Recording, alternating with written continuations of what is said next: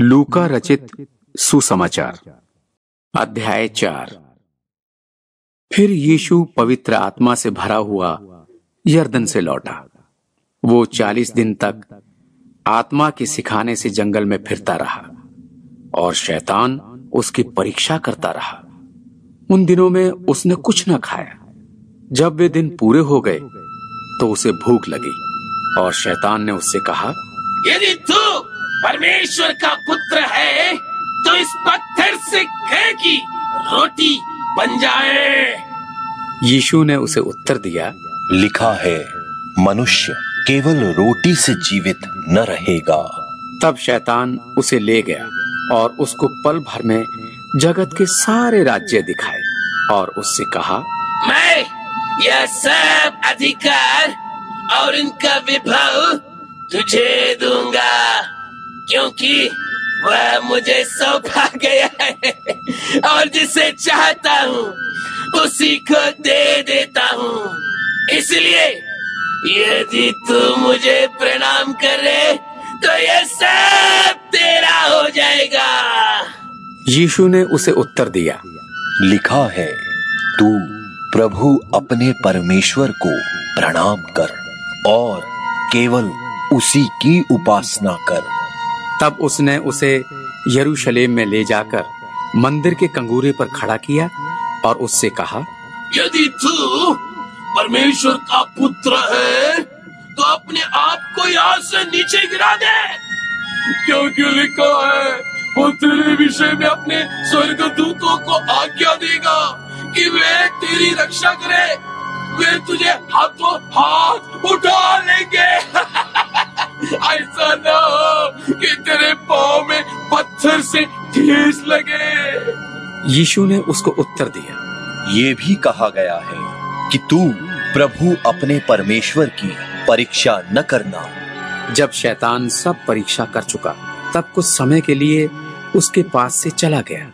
फिर यीशु आत्मा की सामर्थ्य से भरा हुआ गलील को लौटा और उसकी चर्चा आसपास के सारे देश में फैल गई और वो उनके आराधनालयों में उपदेश करता रहा और सब उसकी बड़ाई करते थे।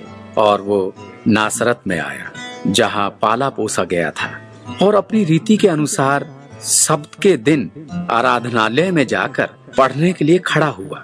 यशाया भविष्यद्वक्ता की पुस्तक उसे दी गई। उसने पुस्तक खोलकर वो जगह निकाली जहाँ ये लिखा था, प्रभु का आत्मा मुझ पर है, इसलिए कि उसने कंगालों को सुसमाचार सुनाने के लिए मेरा अभिषेक किया है और मुझे इसलिए भेजा है कि बंधुओं को छुटकारे का और अंधों को दृष्टि पाने का सुसमाचार प्रचार करूं और कुचले हुओं को छुड़ाऊं और प्रभु के प्रसन्न रहने के वर्ष का प्रचार करूं। तब उसने पुस्तक बंद करके सेवक के हाथ में दे दी और बैठ गया। आराधनालय के सब लोगों की आंख उस पर लगी थी। तब वो उनसे कहने लगा, आज ही ये लेख तुम्हारे सामने पूरा हुआ है। और सब ने उसे सराहा और जो अनुग्रह की बातें उसके मुंह से निकलती थी उनसे अचंभा किया और कहने लगे, क्या ये यूसुफ का पुत्र नहीं? उसने उनसे कहा, तुम मुझ पर ये कहावत अवश्य कहोगे, हे वैद्य, अपने आप को अच्छा कर। जो कुछ हमने सुना है कि कफरनहूम में किया गया है उसे यहाँ अपने देश में भी कर। और उसने कहा, मैं तुमसे सच कहता हूँ, कोई भविष्यद्वक्ता अपने देश में मान सम्मान नहीं पाता। और मैं तुमसे कहता हूँ, एलियाह के दिनों में जब 3.5 वर्ष तक आकाश बंद रहा, यहाँ तक कि सारे देश में बड़ा अकाल पड़ा, तो इस्राएल में बहुत सी विधवाएं थीं, पर एलियाह उनमें से किसी के पास नहीं भेजा गया। केवल सैदा के सारफत में एक विधवा के पास इलीशा भविष्यद्वक्ता के समय इस्राएल में बहुत से कोढ़ी थे, पर नामान सूर्यानी को छोड़ उनमें से कोई शुद्ध नहीं किया गया। ये बातें सुनते ही जितने आराधनालय में थे सब क्रोध से भर गए। उन्होंने उठकर उसे नगर से बाहर निकाला और जिस पहाड़ पर उनका नगर बसा हुआ था, उसकी चोटी पर वे उसे ले गए कि उसे वहां से नीचे गिरा दे, पर वो उनके बीच में से निकलकर चला गया।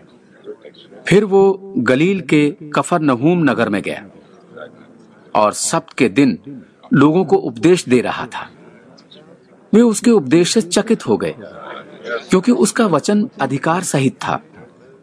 आराधनालय में एक मनुष्य था जिसमें अशुद्ध आत्मा थी।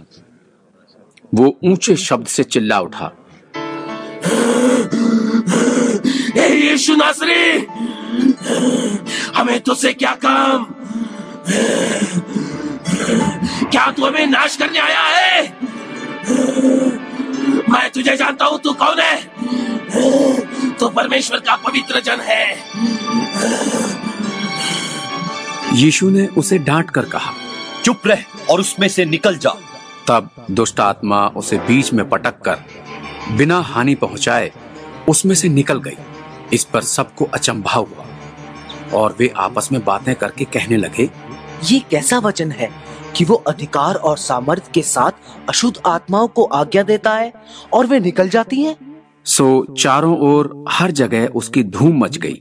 वो आराधनालय में से उठकर शमौन के घर में गया और शमौन की सास को ज्वर चढ़ा हुआ था और उन्होंने उसके लिए उससे विनती की। उसने उसके निकट खड़े होकर ज्वर को डांटा और उस पर से ज्वर उतर गया और वो तुरंत उठकर उनकी सेवा टहल करने लगी।